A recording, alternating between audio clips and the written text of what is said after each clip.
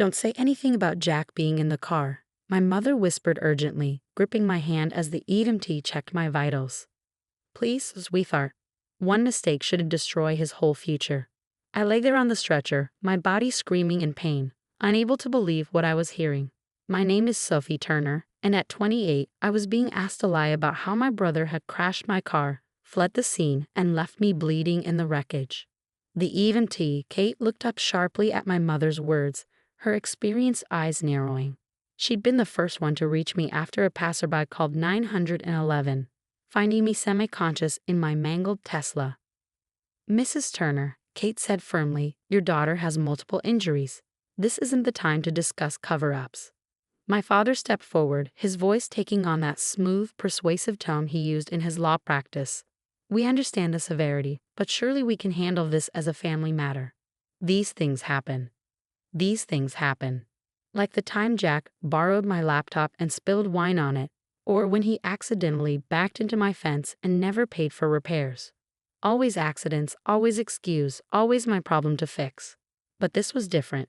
My head throbbed where it had hit the window, my ribs screamed with every breath, and my left arm hung useless at my side. Jack hadn't just damaged my property this time, he'd left me for dead. Sophie, please, my mother continued. Jack's medical residency interview is next week. If this gets out. I closed my eyes, remembering how it happened. Jack had shown up at my house, drunk again, demanding to borrow my car because his was acting weird. When I refused, he grabbed my keys anyway. I jumped in the passenger seat, trying to stop him. The last thing I remembered was him taking a turn too fast, the world spinning, and then darkness. Kate was checking my blood pressure when another EMT approached, holding something in his hand. Found this in the wreckage, he said, passing over what I recognized as my dash cam. Might want to take a look. My parents exchanged panicked glances. They didn't know I'd installed the camera after Jack's last accident with my car. Kate connected it to a tablet, and suddenly Jack's voice filled the ambulance. Come on, Sophie, stop being such a control freak, his slurred voice rang out. I know what I'm doing. Jack, you're drunk. Give me the keys. The sound of tires screeching, my scream, the horrible crunch of metal. And then Jack's voice again. Oh shit, Sophie. Whatever. I gotta get out of here. Can't mess up this interview. The sound of a car door opening and closing. Footsteps running away. Kate stopped the playback, her face grim. Mrs. Turner, Mr. Turner, I'm required by law to report suspected hit and runs. This isn't something we can ignore. My mother burst into tears. He's worked so hard for this interview. Sophie, please, we'll pay for everything. Your father will handle all the insurance. Just say you were alone in the car. I looked at my mother's pleading face, my father's calculating expression, and felt something inside me break. For years, I'd watched them excuse Jack's behavior, clean up his messes, protect him from consequences while I picked up the pieces. Your daughter has 3 broken ribs, a dislocated shoulder, and a possible concussion, Kate said, her voice hard. She could have died. Is protecting your son worth risking your daughter's life? Before anyone could respond, Kate leaned close to me, speaking softly so only I could hear. The police are already on their way. Say the word, and I'll make sure they see this footage. It's your choice, but you don't have to protect someone who left you like this. I met her eyes, seeing the same fierce protectiveness I wish I'd seen from my own parents. In that moment, lying in the ambulance with my body broken and my family still trying to shield my brother, I made my decision. Show them everything, I whispered. Kate nodded, straightening up. Officers will meet us at the hospital, she announced. And Mrs. Turner, I suggest you call your son and tell him to turn himself in. Running from an accident scene is a felony in this state.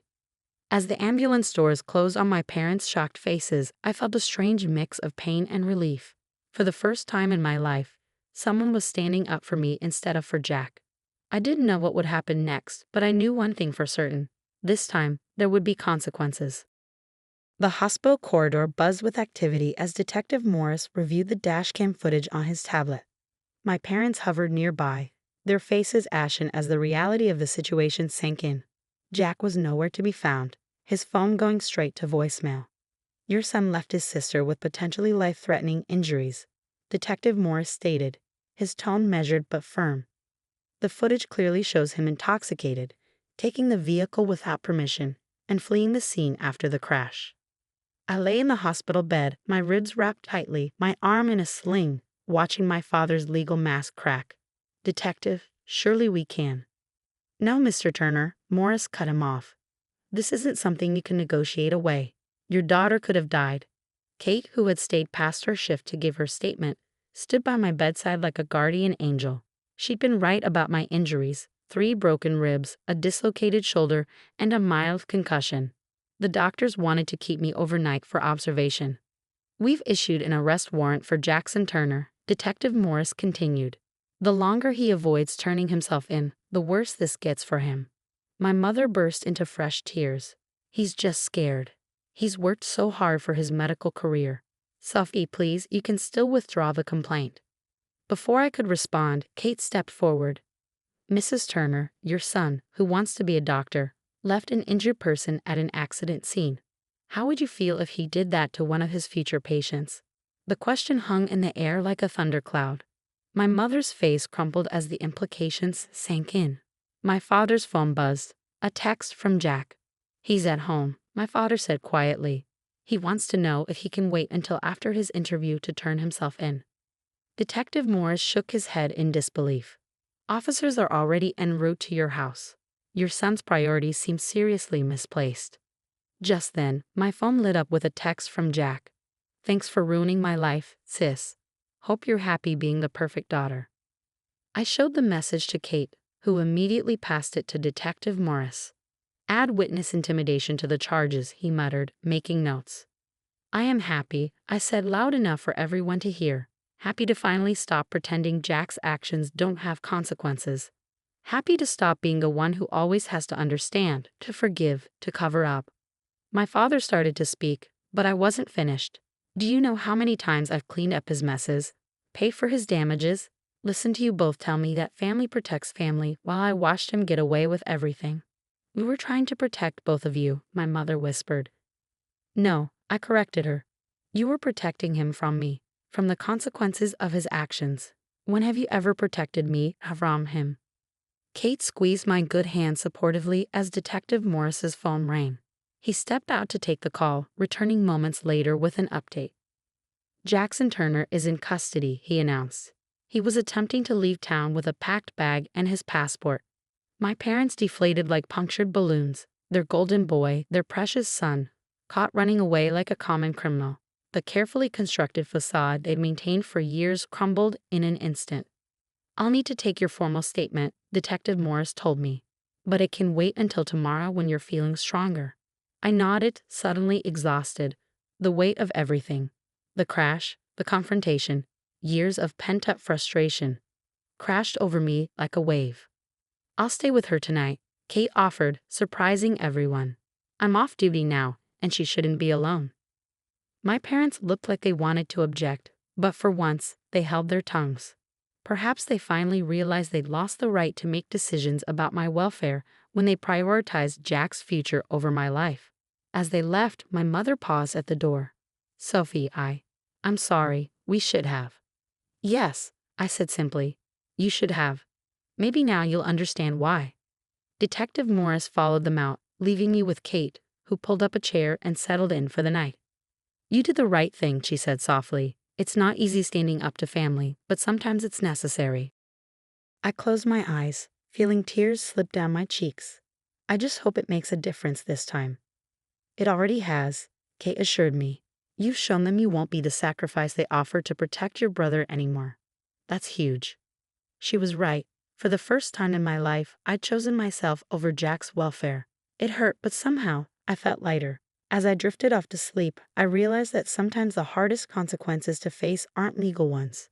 They're the moments when we finally stop protecting the people who hurt us, even when they're family. 6 months after the accident, I sat in the courthouse watching Jack being sentenced. He pleaded guilty to DUI, hit and run, and reckless endangerment. The medical residency was off the table. No hospital wanted a doctor who'd abandon an injured person. "Your Honor," Jack's attorney began, "my client has shown remorse." "Has he?" the judge interrupted, glancing at the pre-sentencing report. "Because I see multiple texts harassing the victim, his own sister, attempts to flee jurisdiction, and a history of similar incidents that were handled privately. My parents shifted uncomfortably in their seats. The family's pattern of covering up Jack's behavior had come to light during the investigation, becoming part of the prosecution's case. Each revealed incident showed a clear escalation that could have been prevented if he'd faced consequences earlier. 2 years, the judge announced. 1 year to be served in county jail, 1 year suspended with mandatory rehabilitation and community service at a trauma center. Perhaps treating accident victims will help you understand the gravity of your actions. Jack's face crumpled. Gone was the arrogant brother who'd always escaped punishment. In his place sat a man finally facing the reality of his choices. Outside the courthouse, Kate waited by her car. She'd become more than just the EMT who saved me. She was now one of my closest friends.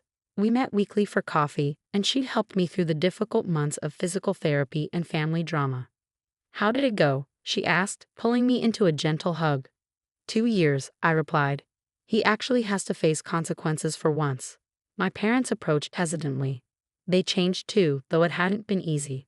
Family therapy had revealed decades of enabling behavior, with me cast as the responsible child who had to accommodate Jack's chaos. "Sophie," my mother said softly, "we're going to visit your brother next week. Would you consider coming?" 6 months ago, this would have been a demand disguised as a request, followed by guilt-tripping if I refused. Now, there was genuine uncertainty in her voice. She'd learned she no longer had the right to expect my compliance. "Not yet," I answered honestly. "I'm not ready." My father nodded, accepting my decision without argument. "Another change. We understand. We're trying to do better." They were.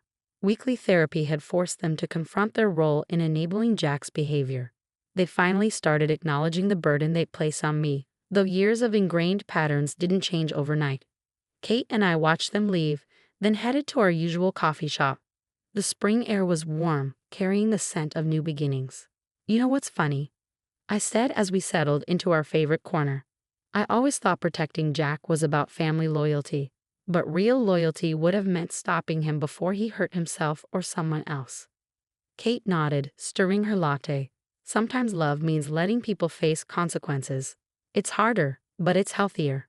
She was right. The past 6 months had been challenging, but they'd also been transformative. I'd set boundaries with my family, started therapy, and focused on my own healing. My ribs had mended, my shoulder regained its strength, and my spirit grew stronger with each passing day. My phone buzzed, a text from the trauma center where I'd started volunteering, inspired by Kate's example. They were offering me a position coordinating their victim support program. "They want me to start next month," I told Kate, showing her the message. "Working with accident survivors, helping them navigate the aftermath." "Taking your experience and using it to help others," Kate smiled. "That's turning pain into purpose." Later that evening, I received an unexpected letter from Jack. Unlike his previous messages full of blame and self-pity, this one was different. "Sophie, I'm starting to understand what I did to you. Not just the accident, but all of it. Every time I took advantage, every time I let you take the fall, every time I assumed you'd clean up my messes. I don't expect forgiveness, but I want you to know when I finally get it. I'm sorry. Not because I got caught, but because I hurt you." I placed the letter in my desk drawer, not ready to respond, but acknowledging the small spark of hope it ignited. Real change takes time, and while one letter couldn't erase years of hurt, it was perhaps a start. Looking out my window at the setting sun, I thought about how one moment of standing up for myself had triggered such massive changes. My brother was facing consequences, my parents were confronting their enabling patterns, and I was building a life centered on my own well-being rather than managing Jack's chaos. Kate's words from that night in the ambulance echoed in my mind. "You don't have to protect someone who left you like this." She was right. Sometimes the bravest thing we can do is stop protecting those who hurt us, especially when they're family.